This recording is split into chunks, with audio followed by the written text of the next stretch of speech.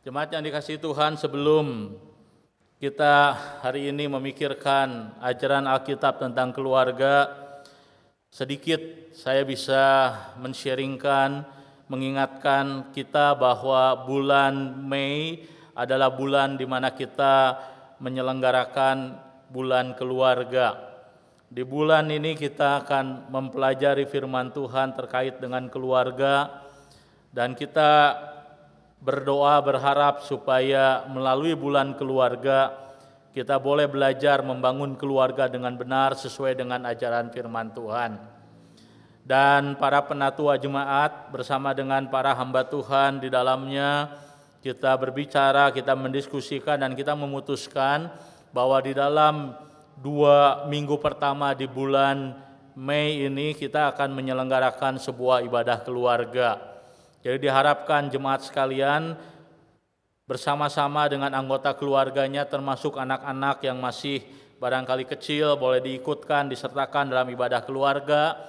Dan sebelum firman Tuhan disampaikan, ada juga firman Tuhan untuk anak-anak dapat juga disampaikan. Terima kasih untuk rekan saya, penginjil Agus, yang sudah menyampaikan firman Tuhan bagi anak-anak.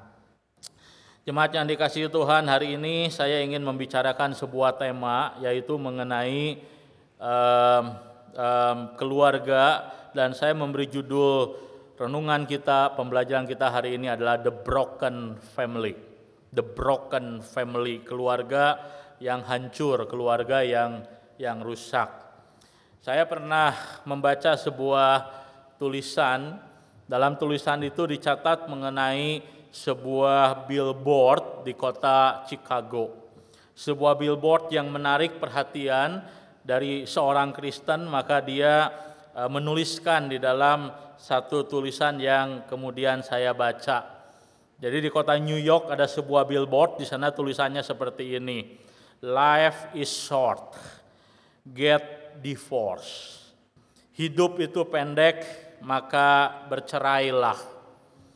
Nah, pernyataan ini ditulis dalam sebuah billboard ukuran besar dengan sebuah pernyataan, dengan sebuah kalimat yang tentu membuat kita bertanya-tanya. Sebuah kalimat pendek dengan tulisan life is short, hidup ini pendek, get divorced, bercerailah. Kalau kita membaca tulisan seperti ini, apa yang ada di dalam pemikiran kita? Apa yang ada di dalam benak kita waktu kita membaca sebuah tulisan seperti ini? Hidup ini pendek, bercerailah. Saya yakin waktu kita membaca tulisan seperti ini, maka kita kemudian mendapatkan sebuah kesan, mendapatkan sebuah pemahaman. Ada begitu banyak orang begitu pesimis dengan yang namanya berkeluarga. Ada begitu banyak orang pesimis dengan yang namanya pernikahan. Itulah sebabnya dikatakan life is short. Daripada menyia-nyiakan waktu dalam hidup berkeluarga yang sering kali tidak mudah, banyak masalah, banyak persoalan, lebih baik divorce, lebih baik bercerai, urusan selesai. Nah, itu adalah gambaran dari sekian banyak orang memandang pernikahan, memandang keluarga sebagai sesuatu yang tidak baik, sesuatu yang pesimis. Dan saya ingat ada sebuah keluarga yang saya pernah lihat, keluarga yang muda, keluarga yang belum lama menjalani pernikahan. Pernikahannya hanya beberapa waktu saja, tetapi kemudian pernikahannya berakhir dengan perceraian. Belum berusia 5 tahun pernikahannya, dan pasangan ini sudah bercerai. Masing-masing pasangan saling menuduh satu dengan yang lain. Mereka berkata sudah tidak ada lagi cinta di antara mereka. Bukan hanya berkata tidak lagi cinta di antara mereka, satu dengan yang lain mulai menuduh. Salah satu pasangan berkata kepada pasangannya bahwa pasangannya selingkuh. Dan pasangannya juga berkata kepada pasangannya berkata bahwa pasangannya tidak bertanggung jawab, tidak lagi mengasihi, tidak lagi memiliki sikap yang sama seperti sebelum mereka menikah. Itulah realita yang kita lihat di dalam pernikahan, di dalam keluarga masa kini. Itulah sebabnya tidak heran seperti orang-orang di kota Chicago, mereka berkata bahwa life is short, get divorced. Ketika hidup keluarga tidak lagi menyenangkan, berkeluarga tidak lagi asik, berkeluarga tidak lagi seperti yang diharapkan, cerai saja. Untuk apa? Membuang-buang waktu dalam berkeluarga, sementara hidup ini pendek. Jemaat yang dikasihi Tuhan, kalau Anda ditanya, kalau ada orang yang bertanya kepada Anda bagaimana keluarga Anda sekarang, bagaimana Anda akan menjawab pertanyaan tersebut? Mungkin sebagian orang akan menjawab pertanyaan tersebut dengan meneteskan air mata, berkata bahwa keluarga saya hancur. Sebagian orang dengan meneteskan air mata, orang itu berkata barangkali keluarga saya berantakan, seperti kapal diterjang badai hancur, berkeping-keping. Itulah keluarga saya. Tapi barangkali juga ada banyak orang berkata bahwa keluarga saya fine-fine saja, keluarga saya baik-baik saja. Keluarga saya diberkati Tuhan. Keluarga saya tidak ada hal yang buruk terjadi, tidak ada hal yang perlu ditakutkan. Keluarga saya baik-baik saja. Pertanyaannya adalah, benarkah ada keluarga yang baik-baik saja dalam dunia ini? Benarkah ada keluarga yang fine-fine saja? Kalau keluarga yang broken family biasa kita lihat. Tetapi apakah benar bahwa keluarga-keluarga yang lain itu baik-baik saja, fine-fine saja? Nah, hari ini kita akan memikirkan sekali lagi apa yang Alkitab ajarkan tentang keluarga. Dan saya ingin menegaskan bahwa Alkitab mengajarkan kepada kita bahwa tidak ada keluarga yang baik-baik saja. Tidak ada keluarga yang fine-fine saja. Sesungguhnya semua keluarga adalah broken. Semua keluarga adalah rusak. Semua keluarga adalah bermasalah. Itulah sebabnya saya ingin mengajak kita membaca 3 bagian Alkitab. Pertama kita akan membaca Kejadian pasal ketiga ayat 11 sampai 12. Kemudian kita akan membaca Roma pasal 8 ayat 20 sampai 21. Dan terakhir kita akan membaca Mazmur 127 ayat 1 sampai 2. Saya akan membacakan. Pertama adalah Roma pasal yang kitab Kejadian pasal yang ketiga ayat 11 sampai dengan 12. Saya akan membacakan. Demikian firman Tuhan. Firman-Nya, siapakah yang memberitahu kepadamu bahwa engkau telanjang? Apakah engkau makan dari buah pohon yang kularang engkau makan itu? Manusia itu menjawab, perempuan yang kau tempatkan di sisiku, dialah yang memberi dari buah pohon itu kepadaku, maka ku makan. Dan teks kedua yang saya ingin ajak kita renungkan adalah Roma pasal yang ke-8 ayat 20 sampai dengan 21. Mari kita buka bagian ini. Roma 8 ayat 20 sampai dengan 21. Demikian firman Tuhan. Karena seluruh makhluk telah ditaklukkan kepada kesia-siaan, bukan oleh kehendaknya sendiri, tetapi oleh kehendak Dia yang telah menaklukkannya. Tetapi dalam pengharapan, karena makhluk itu sendiri juga akan dimerdekakan dari perbudakan kebinasaan dan masuk ke dalam kemerdekaan kemuliaan anak-anak Allah. Saya akan baca ayat yang ke-22. Sebab kita tahu bahwa sampai sekarang segala makhluk sama-sama mengeluh dan sama-sama merasa sakit bersalin. Dan terakhir Mazmur pasal 127 ayat yang pertama dan yang kedua. Saya akan membacakan. Demikian firman Tuhan. Jikalau bukan Tuhan yang membangun rumah, sia-sialah usaha orang yang membangunnya. Jikalau bukan Tuhan yang mengawal kota, sia-sialah pengawal berjaga-jaga. Sia-sialah kamu bangun pagi-pagi dan duduk-duduk sampai jauh malam, dan makan roti yang diperoleh dengan susah payah, sebab Ia memberikannya kepada yang dicintainya pada waktu tidur. Jemaat yang dikasihi Tuhan, apakah ada keluarga yang baik-baik saja, yang fine-fine saja? Ada. Keluarga mana itu? Keluarga sebelum manusia jatuh dalam dosa. Itu keluarga yang baik-baik saja. Keluarga Adam dan Hawa sebelum jatuh dalam dosa, itu adalah keluarga yang baik-baik, keluarga yang fine-fine saja. Tetapi ketika kita membaca setelah pasal yang ketiga, ketika dosa mulai masuk ke dalam kehidupan manusia, Dosa bukan hanya merusak diri manusia, tapi juga dosa merusak relasi antar manusia, termasuk di dalamnya adalah keluarga. Maka kita membaca di dalam Kejadian pasal yang ketiga, ketika Adam dan Hawa jatuh dalam dosa, maka relasi antar keluarga menjadi rusak. Buktinya apa? Adam kemudian dengan mudah menjadikan Hawa sebagai kambing hitam atas kesalahan yang dia perbuat. Adam melakukan yang namanya blame game ketika dia dicari Tuhan oleh karena dia telah melakukan pelanggaran dosa dengan memakan buah pengetahuan yang baik dan yang jahat. Realita bagaimana Adam yang seharusnya mengasihi istrinya, justru kemudian ia menjadikan istrinya sebagai kambing hitam, menunjukkan bahwa keluarga Adam telah rusak. Dosa telah merusak bukan hanya diri Adam, bahkan keluarga manusia yang pertama. Terus kalau kita membaca lebih lanjut dalam Kejadian pasal yang keempat, itu adalah keluarga kedua yang diceritakan dalam Alkitab, keluarga besar daripada Kain, keluarga daripada Adam dengan anak-anaknya, Kain dengan adiknya Habel. Kita melihat dosa yang sama, dosa yang merusak keluarga Adam, juga kemudian merusak keluarga keturunan daripada keluarga Adam, yaitu Kain dan Habel. Disitulah kita melihat pembunuhan yang pertama. Dan jikalau kita terus membaca kisah-kisah dalam Alkitab, kita menemukan dalam Alkitab ada tokoh-tokoh yang luar biasa. Sebutkan saja nama salah satu di antaranya Nuh.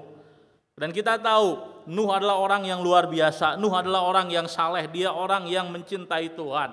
Tapi coba kita baca dalam Alkitab, kita akan menemukan apa? Bahwa Nuh pun dalam keluarganya bermasalah. Dia mengutuk salah seorang daripada anaknya sendiri. Itu menunjukkan bahwa dosa kembali merusak bukan hanya kehidupan manusia, tapi juga keluarga, termasuk keluarga orang sesaleh Nuh. Coba baca kisah Abraham. Abraham adalah orang yang punya iman luar biasa. Tapi iman Abraham, keluarga Abraham, orang yang beriman ini pun keluarganya tidak kebal. Dosa merusak keluarga ini. Kita melihat bagaimana Abraham dalam kehidupan berkeluarganya 2 kali dia pernah hampir menceraikan. Dia pernah hampir menjual istrinya sendiri. Coba lihat keluarga Yakub. Bagaimana dengan keluarga Yakub? Keluarga Yakub pun adalah keluarga yang broken, kita tahu. Yakub pilih kasih, dia menganak emaskan salah satu anaknya. Bagaimana dengan keluarga Samuel? Samuel adalah seorang nabi terbesar, salah satu nabi, salah satu hakim yang penting di dalam perjanjian lama. Tapi kita tahu keluarganya pun broken, keluarganya rusak. Bagaimana dengan Daud? Seorang yang begitu mengasihi Tuhan, yang hatinya begitu lembut, yang dipilih oleh Tuhan. Bagaimana keluarganya? Keluarganya juga adalah broken. Jadi kita melihat di dalam Alkitab, kita melihat bahwa dosa itu merusak, dosa itu menggerogoti, dosa itu menghancurkan bukan hanya keluarga-keluarga orang yang belum percaya, tetapi juga keluarga daripada orang-orang yang beriman kepada Tuhan. Itulah sebabnya maka kalau kita membaca sekali lagi Alkitab, kalau kita membaca sekali lagi merenungkan, menelusuri keluarga-keluarga yang diceritakan dalam Alkitab, kita melihat bahwa tidak ada keluarga yang fine-fine saja. Tidak ada keluarga yang baik-baik saja. Semua keluarga adalah broken. Semua keluarga adalah rusak. Maka Alkitab menunjukkan kepada kita sekali lagi bahwa isu the broken family, keluarga yang hancur, keluarga yang rusak, itu sesungguhnya isu yang bukan hanya ada dalam kehidupan orang-orang yang belum percaya kepada Tuhan, tapi juga dalam kehidupan keluarga orang-orang yang sudah ada di dalam Tuhan. Pertanyaannya adalah, kalau Anda berkata bahwa keluarga saya baik-baik saja, keluarga saya fine-fine saja, pertanyaannya adalah, benarkah bahwa keluarga kita lebih baik daripada keluarga Adam? Kalau keluarga Adam saja broken, keluarga Yakub broken, keluarga Abraham broken, keluarga Samuel broken, dan kita berkata keluarga saya baik-baik saja, keluarga saya fine-fine saja, apakah itu berarti kita mengklaim, kita merasa bahwa keluarga kita jauh lebih baik daripada keluarga orang-orang yang dipakai Tuhan menjadi nabi, menjadi hakim di zamannya? Jemaat yang dikasihi Tuhan, apakah kalau anak-anak kita sekarang ini tidak seperti anak-anak Imam Eli? Dalam Alkitab dicatat anak-anak Imam Eli begitu jahat. Dia menggunakan kesempatan di dalam kesempitan mencuri di dalam rumah Tuhan. Dan anak-anak kita tidak seperti Imam Eli. Lalu kita berkata bahwa keluarga saya lebih baik daripada keluarga Imam Eli. Apakah kalau istri kita tidak seperti istri Lot, yang begitu terikat dengan dunia, yang sampai menjadi patung garam oleh karena dia terlalu terikat dengan dunia? Apakah kalau kita punya istri yang tidak seperti itu berarti keluarga kita lebih baik daripada keluarga Lot? Apakah kalau kita punya suami tidak seperti Abraham? Abraham 2 kali hampir menjual istrinya dan kita berkata suami saya tidak seperti Abraham. Apakah itu berarti bahwa keluarga kita lebih baik daripada keluarga Abraham? Jemaat yang dikasihi Tuhan, pernahkah Anda mendengar ada keluarga pendeta yang anaknya bunuh diri? Pernahkah kita mendengar ada istri seorang aktivis yang berselingkuh? Pernahkah kita mendengar ada keluarga dari seorang pengurus gereja yang tidak harmonis? Pasti kita pernah mendengar kisah-kisah, cerita-cerita seperti itu. Pertanyaannya adalah, apakah itu berarti? Apakah hal-hal tersebut menunjukkan bahwa keluarga kita, kalau kita tidak mengalami seperti mereka, lebih baik daripada keluarga-keluarga yang tadi saya ceritakan? Apakah kalau anak kita tidak bunuh diri dan keluarga seorang pendeta bunuh diri itu karena keluarga kita lebih baik daripada keluarga pendeta yang mengalami bagaimana anaknya harus mati dengan cara bunuh diri? Jawabannya tidak. Sesungguhnya semua keluarga sama rapuhnya. Keluarga Anda dan saya yang Anda sebut sebagai baik-baik saja, sebagai fine-fine saja, sesungguhnya tidak sebaik seperti yang kita pikirkan. Sesungguhnya tidak se-fine seperti yang kita bayangkan. Keluarga Anda dan saya sama rapuhnya dengan keluarga Abraham. Keluarga Anda dan saya sama rapuhnya dengan keluarga daripada Adam, dengan keluarga daripada Daud. Dosa yang sama, dosa yang menggerogoti, menghancurkan, merusak, membuat keluarga Abraham, keluarga Daud menjadi broken, juga dosa yang sama menggerogoti keluarga kita. Itulah sebabnya maka sekali lagi, kalau Anda dan saya tidak mengalami seperti Samuel, Anda dan saya tidak mengalami seperti keluarga Daud, Anda dan saya tidak mengalami seperti keluarga Abraham, itu bukan karena keluarga kita lebih baik daripada mereka, tapi karena Tuhan menganugerahkan, karena karya Tuhan, karena pemeliharaan Tuhan, karena Tuhan tidak mengizinkan kita mengalami pergumulan seperti Abraham, seperti Daud. Bukan karena keluarga kita lebih baik daripada yang lain. Jemaat yang dikasihi Tuhan, ketika kita mendengar seperti yang tadi kita bicarakan, bahwa ternyata semua keluarga sesungguhnya broken. Tidak ada keluarga yang fine-fine saja, tidak ada keluarga yang baik-baik saja. Semua kita memiliki the broken family. Lantas kita bertanya, apa yang harus kita lakukan? Apa yang harus kita perbuat? Saya kira banyak orang yang menyadari atau diizinkan Tuhan memiliki keluarga yang rusak. Mereka kemudian mencari cara untuk memperbaiki keluarganya. Sebagian orang berupaya untuk melakukan yang namanya family therapy. Sebagian orang berupaya melakukan yang namanya meningkatkan pendidikan dalam keluarga, mengajari anak keluarga disiplin yang baik. Tapi sebagian orang juga ada yang kemudian mereka berupaya untuk apa? Untuk menjalankan perintah-perintah Tuhan mengenai keluarga. Karena mereka percaya bahwa kalau saya jadi suami yang bertanggung jawab, kalau saya menjadi kepala keluarga yang bertanggung jawab, maka Tuhan akan memberkati keluarga saya.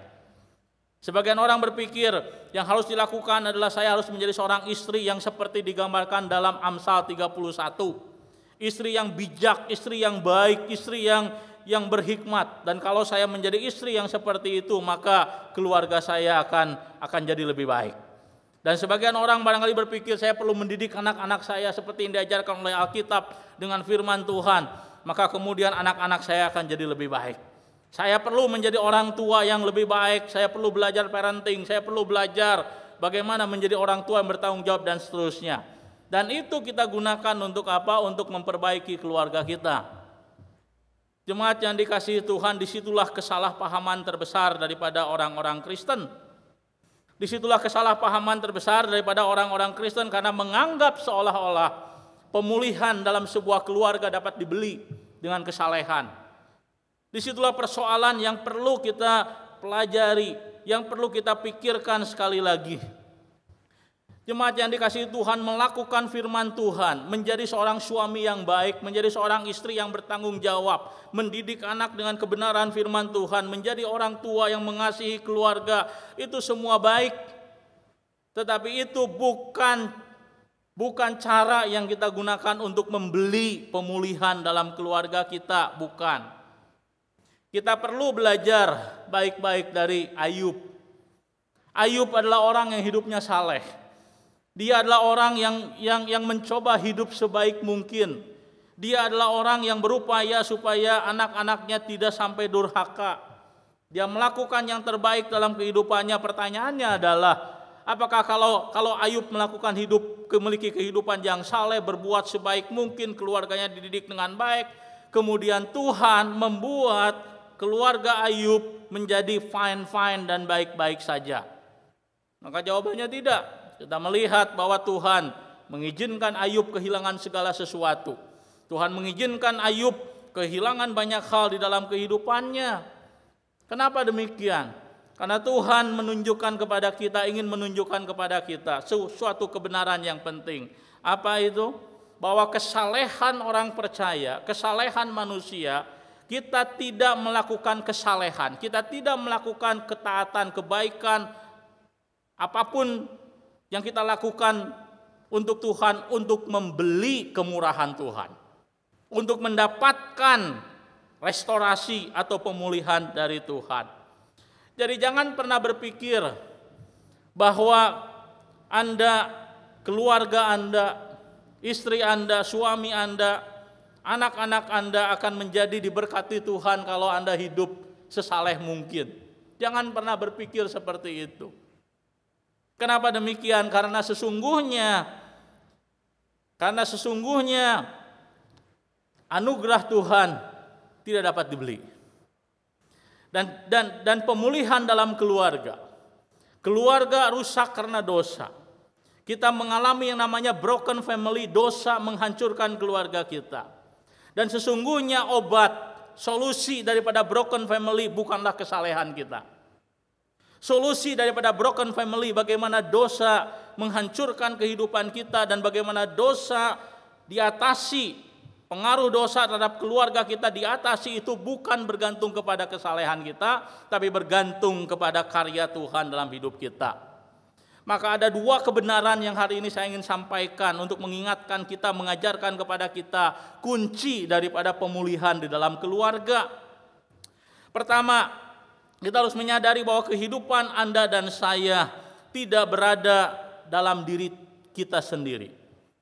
Kehidupan kita dan keluarga kita bukan berada di tangan kita, tapi di tangan Tuhan. Kita harus menyadari kebenaran ini. Artinya apa? Artinya Anda tidak berkuasa dalam menentukan keluarga kita akan menjadi seperti apa. Kita tidak bisa berkata bahwa kalau hidup saya saleh, kalau saya sudah menjadi suami yang baik, kalau saya sudah menjadi istri yang bertanggung jawab, kalau saya sudah mendidik anak-anak saya dengan baik, maka keluarga saya harus baik. Tidak. Keluarga kita tidak bergantung, tidak berada di tangan kita. Keluarga kita tidak bergantung pada diri kita, tapi bergantung pada Tuhan.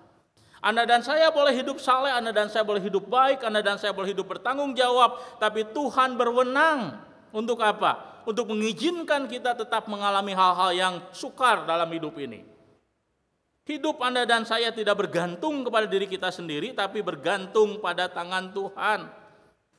Saya teringat dengan seorang yang melayani Tuhan, seorang yang telah menyerahkan masa depannya kepada Tuhan. Dia meninggalkan pekerjaan, dia meninggalkan apa yang selama ini dia geluti untuk melayani Tuhan. Bukankah itu hal yang baik? Dia mempersembahkan hidupnya kepada Tuhan, itu hal yang indah sekali. Dan satu kali dia mengalami kecelakaan. Dan ketika dia mengalami kecelakaan, semula dia pikir kecelakaan tersebutlah hal yang normal, hal yang biasa. Membuat badannya terasa bermasalah, membuat kakinya menjadi bengkak. Tapi ketika dia berobat, ketika dia mengecek, ketika dia menelusuri lebih lanjut, ternyata apa yang terjadi? Yang terjadi adalah dia terkena kanker. Kanker menyebar di perutnya. Kalau kita berpikir seperti tadi, kita berpikir bahwa kalau saya saleh, kalau saya baik, kalau saya bertanggung jawab, kalau saya melakukan hal yang benar, maka hidup saya harus baik, hidup saya harus diberkati, keluarga saya harus dipulihkan. Bagaimana dengan orang yang tadi saya ceritakan? Dia melakukan hal yang baik, dia menyerahkan hidupnya kepada Tuhan, tapi Tuhan tetap mengizinkan dia mengalami sakit yang begitu berat. Ini menunjukkan apa? Ini menunjukkan bahwa hidup Anda dan saya tidak berada di tangan kita. Hidup Anda dan saya, hidup keluarga Anda dan saya bukan ditentukan oleh kita. Bukan. Tapi Tuhanlah yang memegang, Tuhanlah yang berwenang, Tuhanlah yang memegang hidup kita dan keluarga kita. Itulah sebabnya maka tugas orang percaya adalah apa? Tugas orang percaya adalah menyerahkan hidupnya kepada Tuhan. Kita menyadari keluarga kita broken, tidak ada keluarga yang fine-fine saja. Kita menyadari bahwa keluarga kita hancur oleh karena dosa. Tidak ada keluarga yang baik-baik saja. Lalu apa yang harus kita lakukan? Bukan membeli pemulihan melalui kesalehan, bukan. Tetapi yang harus kita lakukan adalah menyerahkan hidup kita kepada Tuhan. Semakin berserah kepada Tuhan setiap saat, setiap waktu. Itu yang harus kita lakukan. Kita mengakui bahwa dosa merusak diri kita, dosa merusak keluarga kita, dosa merusak relasi antara suami dan istri, orang tua dengan anak. So what? Maka yang harus dilakukan adalah bawa keluarga kita yang broken itu kepada Tuhan setiap saat, setiap waktu. Baru buahnya. Nah, ini yang kedua. Kebenaran yang kedua. Kebenaran yang pertama tadi saya katakan yang penting untuk kita pahami adalah bahwa hidup kita, keluarga kita ada di tangan Tuhan. Maka tugas kita adalah belajar mempercayakan hidup kita kepada Tuhan. Dan yang kedua adalah, kebenaran yang kedua adalah ketika kita belajar mempercayakan hidup kita kepada Tuhan, maka Tuhan akan membuat apa? Kita menjadi suami yang bertanggung jawab. Tuhan akan membuat kita menjadi seorang istri yang bijaksana. Tuhan akan membuat kita menjadi orang tua yang mengasihi anak-anak kita. Tuhan akan membuat anak-anak kita menjadi anak-anak yang takut akan Tuhan. Nah, jadi kita bisa melihat di sini ada perbedaan antara mencoba membeli pemulihan dengan kesalehan, dengan menyerahkan hidup kepada Tuhan dan buahnya adalah kesalehan dalam keluarga kita. Ini dua hal yang berbeda. Ketika kita belajar menyerahkan hidup kita kepada Tuhan setiap hari, kita akan menjadi orang tua yang kemudian menjadi orang tua yang lebih percaya kepada Tuhan. Orang tua yang bukan menuntut Tuhan melakukan sesuatu seperti ketaatan yang dia telah lakukan. Bukan menjadi orang tua yang berkata kepada Tuhan, saya sudah taat, saya sudah melakukan semua perintah Tuhan, maka Tuhan seharusnya tidak mengambil anak saya. Tuhan seharusnya menolong saya untuk tidak mengalami masa-masa yang sukar dalam kehidupan kita. Nah, itu adalah tipe orang yang menjadikan kesalehan sebagai alat untuk membeli berkat ataupun pemulihan dari Tuhan. Ini adalah konsep yang salah. Tapi kalau kita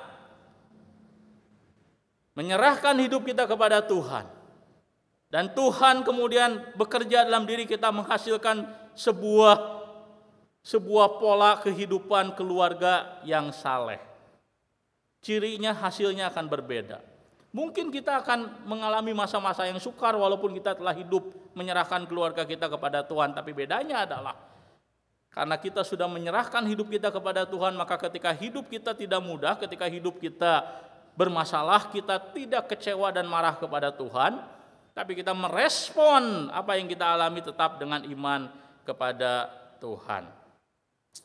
Jemaat yang dikasihi Tuhan, itulah hal yang utama yang harus kita lakukan di dalam membangun keluarga kita. Kita harus menyadari bahwa dosa menggerogoti keluarga kita. Dosa menjadikan setiap keluarga broken. Dan solusi untuk mengatasi broken family adalah apa? Iman kita kepada Tuhan. Menyerahkan keluarga kita, hidup kita kepada Tuhan setiap saat, setiap waktu. Dan ketika kita menyerahkan hidup kita kepada Tuhan, maka apa yang Tuhan lakukan? Tuhan akan menjadikan kita suami yang kuat, istri yang kuat, anak-anak yang takut akan Tuhan, orang tua yang mengasihi anak-anaknya. Jemaat yang dikasihi Tuhan, kita menyadari bahwa hidup di tengah-tengah situasi dan kondisi seperti sekarang ini tidak mudah. Saat kita berhadapan dengan situasi kondisi harus di rumah, tidak bisa bekerja. Kita harus di rumah, kita harus mengerjakan pekerjaan di rumah, tidak boleh kemana-mana. Maka apa yang terjadi? Yang terjadi adalah bisa dalam keluarga banyak masalah. Yang dulunya pertengkaran jarang terjadi, tetapi karena terus-menerus di rumah banyak pertengkaran terjadi. Dan ketika pertengkaran terjadi, sangat mudah kita saling menyalahkan. Sangat mudah kita saling menyakiti, sangat mudah kita saling melukai.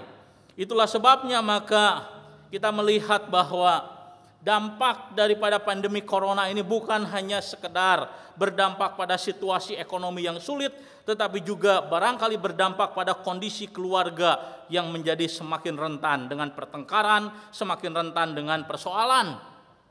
Pertanyaannya, bagaimana kita dapat mengatasi keluarga-keluarga Kristen dapat survive di tengah-tengah situasi dan kondisi seperti ini? Maka jawabannya adalah dengan iman. Dengan menyerahkan keluarga kita setiap hari, setiap waktu kepada Tuhan. Ketika setiap hari, setiap saat, setiap waktu kita berdoa, keluarga barangkali ketika makan berdoa, dalam satu keluarga diberikan kesempatan berdoa bersama-sama, belajar untuk saling menyerahkan pergumulan keluarga. Maka apa yang terjadi? Yang terjadi adalah buah daripada penyerahan itu. Buah daripada penyerahan diri dan keluarga kita kepada Tuhan adalah apa? Adalah kesalehan dalam keluarga kita dan kekuatan untuk apa? Menjalani masa-masa yang sukar di tengah-tengah pandemik keluarga ini. Jemaat yang dikasihi Tuhan, jadi ingatlah bahwa keluarga kita tidak kebal terhadap dosa. Dosa menggerogoti setiap kita. Itulah sebabnya tidak ada keluarga yang fine-fine saja. Tidak ada keluarga yang baik-baik saja. Semua keluarga adalah broken. Isu broken family adalah isu semua orang, termasuk isu di dalam kehidupan Anda dan saya. Dan pemulihan, solusi daripada broken family bukanlah dengan kesalehan hidup kita. Kita tidak bisa membeli pemulihan itu dengan kesalehan kehidupan kita, tidak bisa. Solusi daripada broken family adalah apa? Kita belajar menyerahkan hidup kita kepada Tuhan. Belajar untuk menyerahkan diri kita, keluarga kita, pasangan kita kepada Tuhan. Baru buahnya adalah kesalehan dalam keluarga kita. Buahnya adalah pertumbuhan, buahnya adalah kekuatan yang kita miliki, yang keluarga miliki di dalam menjalani kehidupan berkeluarga yang seringkali tidak mudah. Maka saat kita belajar berserah kepada Tuhan, maka Tuhan sedang membentuk kita menjadi orang yang belajar hidup dalam ketaatan dan penyerahan kepada Tuhan. Saya ingin tutup khotbah saya dengan menceritakan sebuah kisah sepasang suami istri melayani sebagai dokter di rumah sakit di Kanada. Salah satu keluarga mereka terkena virus COVID-19. Ayah daripada sang istri, dia adalah orang India. Dia satu kali harus meninggalkan kota Kanada, harus meninggalkan negara Kanada untuk pergi ke US oleh karena ada family yang meninggal dunia. Dia adalah orang India yang sudah lama tinggal di Kanada. Dia pergi meninggalkan Kanada, pergi ke US, dan ketika dia pulang dari US, awalnya baik-baik saja. Tidak ada masalah dengan kesehatannya. Tetapi dalam waktu seminggu dia mulai mengalami masa-masa yang menurut yang dirasakan sukar. Kesehatannya mulai menurun, dia mengalami sesak nafas. Maka orang ini kemudian pergi ke rumah sakit di mana sepasang suami istri melayani sebagai dokter. Istrinya melayani sebagai dokter paru-paru dan suaminya sebagai dokter di OGD. Maka suami istri ini melawat ayah mereka, dan kemudian ketika dalam proses perawatan diketahuilah bahwa ternyata ayah mereka ini terkena virus COVID-19. Kondisinya menurun, walaupun ayahnya bukanlah ayah yang sakit-sakitan, dia terbilang sebagai orang tua yang cukup sehat di usia 70 tahun. Tetapi dalam waktu seminggu kondisinya terus menurun, terus terpuruk. Dan akhirnya dia dalam kondisi yang sangat berat, tetapi sepasang suami istri ini tidak bisa mendampingi ayahnya secara langsung. Artinya apa? Artinya dia mendampingi ayahnya yang dalam kondisi berat tersebut. Dia menggunakan masker, dia menggunakan alat kesehatan. Dia tidak bisa menyentuh, dia tidak bisa memegang tangan ayahnya secara langsung. Dan di hari terakhir ayahnya hidup, ayahnya berkata kepada sepasang suami istri ini. Dia berkata kepada sepasang suami istri ini bahwa dia sangat takut. Dia sangat takut bahwa dia akan mati dan meninggalkan dunia ini. Dan di waktu-waktu itulah kemudian suami istri ini menceritakan tentang Yesus kepada ayahnya ini. Ayahnya adalah seorang penganut agama yang lain yang belum percaya kepada Tuhan, tapi dalam situasi kondisi yang seperti itu Tuhan izinkan dia untuk apa? Untuk mendengar berita Injil dan untuk percaya kepada Tuhan. Jemaat yang dikasihi Tuhan, barangkali kalau kita menjadi keluarga daripada keluarga yang tadi saya ceritakan, kita nggak mengerti kenapa ayah yang kita kasihi harus menderita COVID-19, harus menderita akibat virus COVID-19. Yang kita tahu melalui cerita ini adalah apa? Adalah bahwa kehidupan orang tersebut, kehidupan bapak tadi bukan ada di tangan bapak tadi, tapi ada di tangan Tuhan.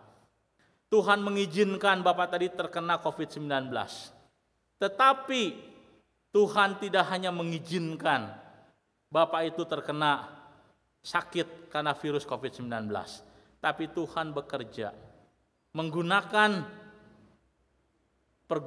pergumulan hidupnya dengan sakit yang dia alami untuk membuat dia percaya kepada Tuhan. Itulah yang Tuhan kerjakan dalam kehidupan kita. Tuhan memiliki diri kita, Tuhan memiliki hidup kita. Tuhan sepenuhnya berwenang, mengizinkan. Apakah kita memiliki kehidupan yang tetap terpelihara dengan baik, atau kita harus memiliki masa-masa yang sukar? Apa yang harus kita lakukan ketika kita dan keluarga kita mulai bergumul dengan masa-masa yang sukar? Belajarlah mempercayakan hidup kepada Tuhan. Dan Tuhan akan bekerja dalam hidup kita. Tuhan memberkati. Mari kita berdoa. Tuhan, kami datang kepadamu mengaku bahwa kami begitu rapuh, mengaku bahwa kami begitu lemah, begitu gampang bagi kami untuk tidak mempercayakan diri kami kepada Tuhan. Begitu gampang bagi kami untuk menuntut Tuhan melakukan hal-hal yang menurut kami baik dan kami inginkan. Tetapi hari ini kami belajar satu kebenaran yang penting, bahwa hidup kami ada di tangan Tuhan. Kami tidak berwenang dalam mengatur diri kami dan keluarga kami. Kami tidak berkuasa dalam menentukan jalan hidup dan kondisi keluarga kami. Dan kami diminta untuk belajar berserah kepada Tuhan. Seperti pemazmur Dia berkata, kalau bukan Tuhan yang membangun rumah, sia-sialah kami berusaha. Kalau bukan Tuhan yang bekerja, tidak ada sesuatu pun yang kami dapat lakukan. Itulah yang membuat kami harus belajar berserah dalam kehidupan kami.